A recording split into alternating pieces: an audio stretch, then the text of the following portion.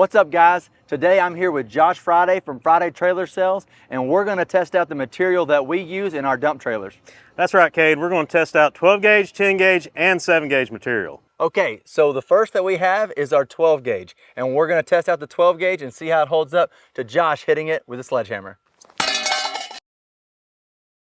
So as you can see, we tested the 12 gauge and it took quite a blow, pretty thin material. And this is what you would see in a lot of LPT equivalents that is in the floor of their dump beds. This is what they would have standard. Okay, so like I said before, this is the 10 gauge and this is what comes standard with the Diamond C LPT. Let's see the 10 gauge versus Josh this time.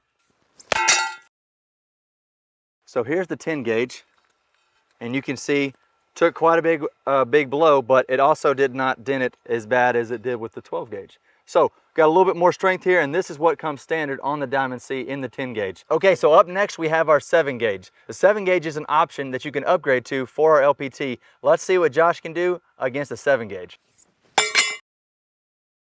Okay, so as you can see with the 7 gauge, took a big blow, not a lot of deformation, not a lot of change. This is really strong steel, and this is why it makes a perfect upgrade on your next LPT.